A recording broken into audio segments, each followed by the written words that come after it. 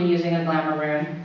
It is one thing to declare you are not afraid of anything when you live in the country, but this is London. I'm not afraid of London, Cecily said defiantly. Will leaned closer, almost hissing in her ear, and said something very complicated in Welsh. She laughed. No, it wouldn't do you any good to tell me to go home. You're my brother, and I want to go with you. Will blinked at her words. You're my brother, and I want to go with you. It was the sort of thing he was used to hearing Jem say.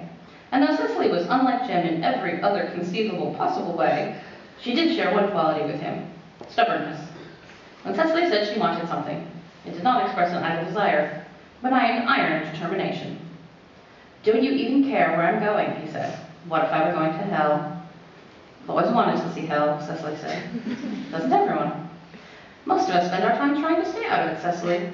I'm going to Ifrit then, if you must know, to purchase drugs from violent, dissolute criminals. They may clap eyes on you and decide to sell you. Wouldn't you stop them? I suppose it would depend on whether they'd cut me in for part of the profit. She shook her head. Jem is your power backbag, she said. He is your brother, given to you by the clave, but I'm your sister by blood. Why would you do anything for him if you only want me to go home? How do you know the drugs are for Jem? Will said. I'm an idiot, Will. No, more's the pity.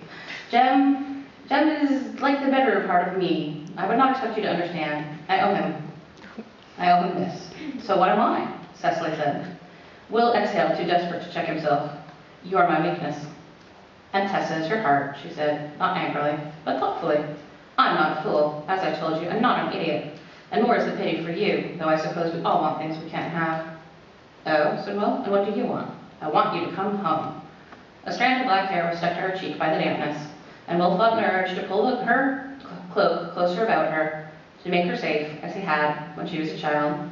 The Institute is my home. Will sighed and leaned his head against the stone wall. I can't stand out here arguing with you all evening, Cecily. If you're determined to follow me into hell, I can't stop you.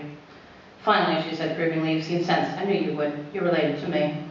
And that's all.